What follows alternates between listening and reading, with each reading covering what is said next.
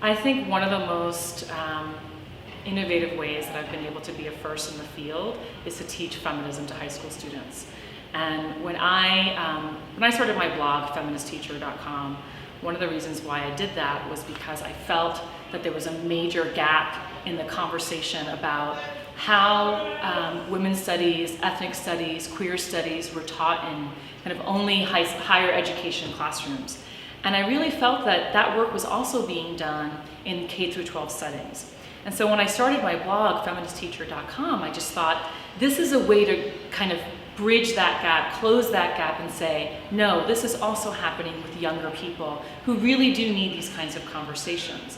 And I don't feel like I'm the first person to teach women's studies and feminism to young people, but I do feel that I'm one of the first people to bring a kind of interdisciplinary lens to this work and to engage young people on the ground and in terms of them being activists and them being kind of on the ground and having a sense of agency and a sense of kind of vision for how they want to be in the world and navigate the world in different ways. My students inspire me.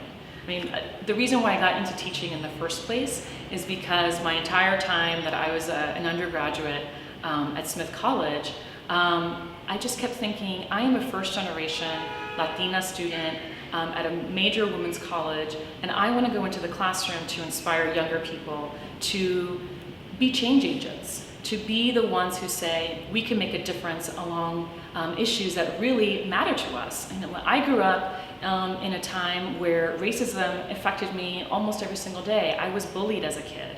And so it really meant a lot to me to go into teaching and to inspire young people to stop the things that not only hurt me, but I know continue to hurt them.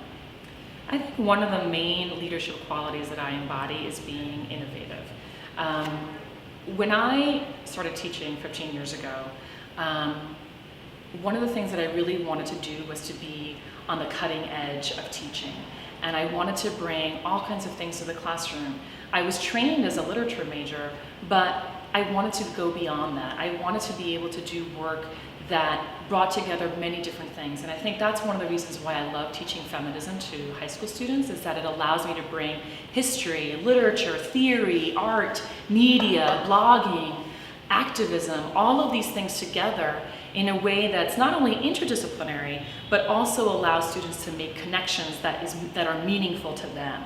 And then they can apply that to the things that they face every single day, whether that's something like racism or sexism or classism or even homophobia, but even things, apply it to the things that are kind of day-to-day experiences, street harassment, rape and assault, reproductive rights. All of these things matter to young people, and I think that doing this kind of work with the feminist lens and with an interdisciplinary lens has allowed me to be innovative.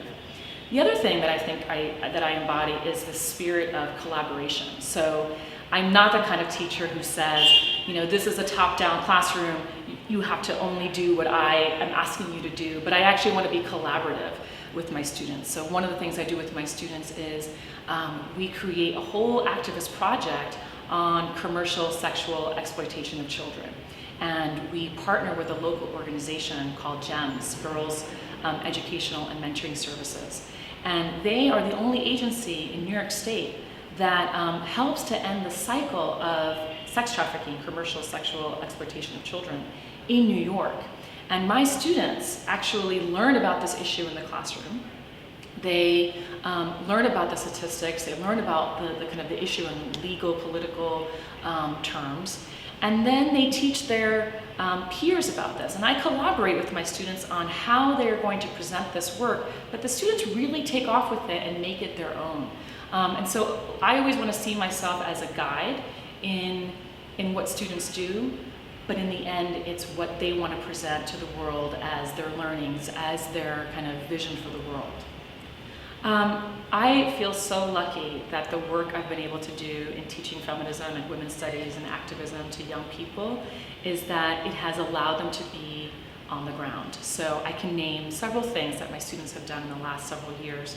I had a student, her experience of being harassed on the subway was something that she found really shameful to herself. And she found it it was a secret that she kind of carried around.